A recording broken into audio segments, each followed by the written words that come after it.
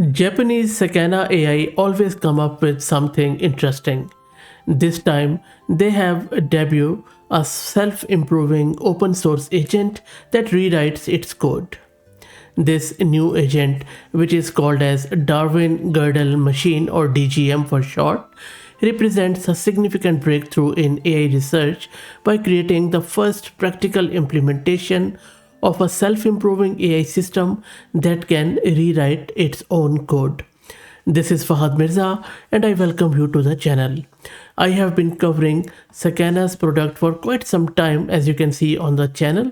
So in this video, we are going to install this Darwin Gödel machine on our local system, and we will check out on Sui Bench and maybe on Polyglot dataset to see how exactly this works. As I said, this has been developed by Japan's Sakana AI in collaboration with Jeff Kloon's lab at UBC. The DGM builds upon Jurgen Schmidhuber theoretical Gödel machine concept but makes it feasible by using Darwinian evolution principle. Let me actually show you. So this is the Darwinian evolution principle in action. So rather than requiring mathematical proofs of improvement, it just goes with this evolution process, which is quite interesting. This coding agent can read and modify its own Python code bases. It can evaluate whether changes enhances performance and maintain an ever-growing archive of diverse AI agents that serve as stepping stone for future improvements. The system uses foundation models to propose code enhancements and uses open-ended algorithms to explore different evolutionary paths in AI design. Experimental results have already shown that the DGM's remarkable ability to continuously self-improve through autonomous code modification. We will also test it out, but on the Sui benchmark, which tests agents on real-world GitHub issues, the system improved its performance from 20% to 50%. On the Polyglot multi-language coding benchmark, it jumped from 14.2 to 30.7%. That significantly outperformed hand-designed agents like Ada, and we also have tested it out on the channel. So I think enough talk. Let's go to my local system and we will get cracking. This is Ubuntu system I'm going to use. Though I am using this NVIDIA GPU card, but I'm going to be using the OpenAI's model. So that is why this won't be used. So I'm just creating my virtual environment with Conda. But if you're looking to rent a GPU or VM or CPU on very affordable prices, you can find the link to Massed Compute website in video's description with a discount coupon code of 50% for range of GPUs. So please do check them out. Okay, so virtual environment is getting created. Shouldn't take too long.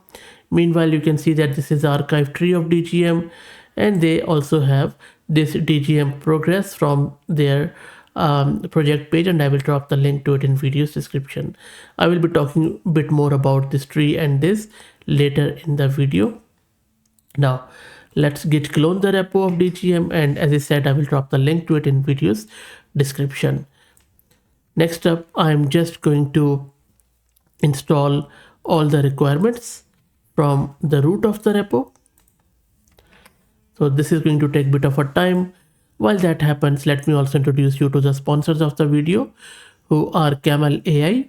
Camel is an open source community focused on building multi-agent infrastructures for finding the scaling laws with applications in data generation, task automation, and world simulation, and you will also find their link in video's description. And that is done. Next up, you would need to set your API keys. So I will be using OpenAI's API key and Anthropic's API key. Again, that's a paid option. You would need to go to either platform.openai.com or anthropic.com to grab your keys. So let me grab my keys and set them and clear the screen. Next up, for the analysis, you would also need to install this graph viz, which is going to take a bit of a time. Just press Y here. It is quite a big one anyway, so I'll just run it and wait for it. And that is all done. Next up, let me install the Sui bench, and that is also done. And finally, we need to set up our polyglot dataset, and that's also done. Now we can run this DGM by simply running this DGM underscore outer.py, and this is going to take fair bit of time, so you just have to be patient.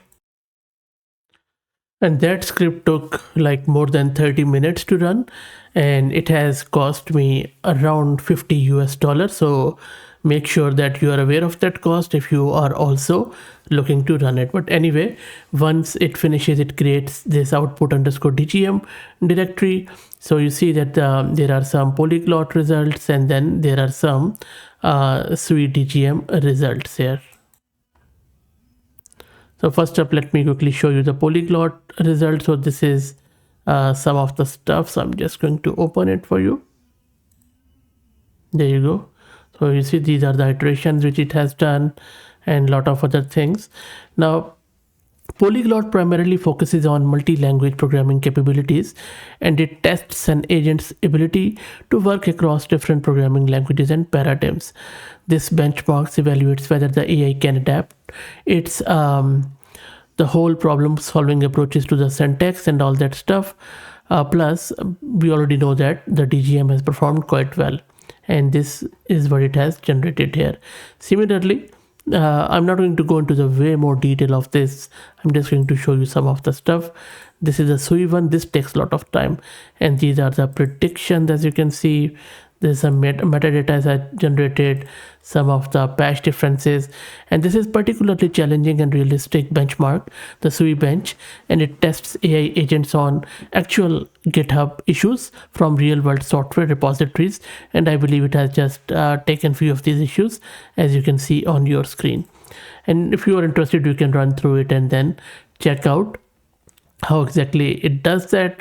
So primarily, if you look at this tree too, this really makes it an excellent test of practical coding ability, since the problems are authentic and often require understanding complex code bases, debugging existing code, and implementing solutions that work within established software architectures.